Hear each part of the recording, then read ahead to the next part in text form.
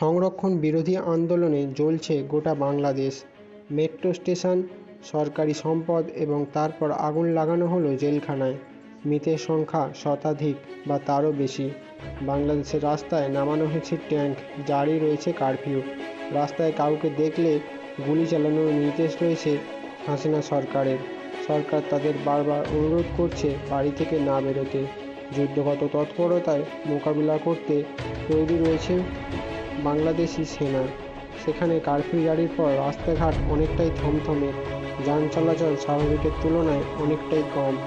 দুপুরের দিকে কিছু যান চলাচল সৃষ্টি হলে সেখানে লোক জমায়েত সৃষ্টি হলে পুলিশ তাদের সেখান থেকে লাঠিচার্জ করে তাড়া করেছে এবং রাস্তা চলাচল অনেকটাই স্বাভাবিক হয়েছে।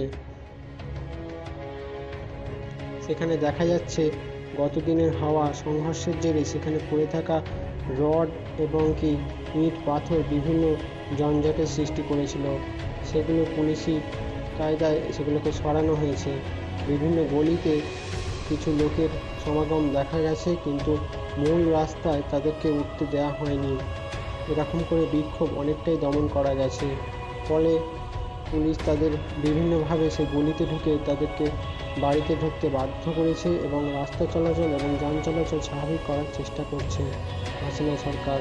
কিন্তু পরে দেখা গেছে তাদের সেই সংঘর্ষের জেরে বিভিন্ন বন্দুকের খাম এবং গাড়ি পড়ে থাকা আসবাবপত্র সেগুলো পড়ে থাকছে।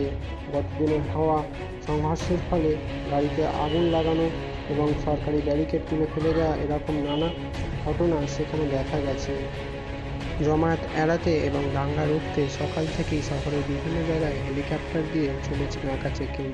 সেখানে ধ্বংসাবশেষ থেকে এবং ক্ষতিগ্রস্ত ঘরবাড়ি থেকে মানুষজনকে বের করে আনতে হেলিকপ্টার অনেকটাই সাহায্য করেছে। বাংলাদেশি সেনা সেখান থেকে তাদের উদ্ধার করে সরকারি হাসপাতাল এবং নানা রকম নার্সিংহোমে ভর্তির মাধ্যমে সুব্যবস্থা করেছে। বিদেশ থেকে আগত শিক্ষার্থী এবং পুণ্যার্থীদের তাদের দেশে ফিরে যাওয়ার নির্দেশ দেওয়া হয়েছে। তারা স্বাভাবিকভাবে তাদের দেশে পাসপোর্টের সাহায্যে ফিরে যাচ্ছেন এবং নানা রকম যান চলাচলে করে তাদের সাহায্য করা হচ্ছে। এক্ষেত্রে বাংলাদেশ সরকার অনেকটাই সাহসিকতা দেখিয়েছে।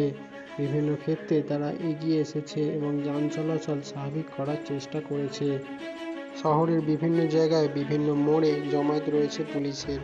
কেউ বাহিরে থেকে এলে বা বাহিরে বেরোলে তাদেরকে পুলিশি কায়দায় পড়তে হচ্ছে। ফলে দাঙ্গা অনেকটাই এড়ানো গেছে। তবে মেডিকেল যেমন আপৎকালীন অবস্থার ক্ষেত্রে বিশেষ সুবিধা দেওয়া হচ্ছে।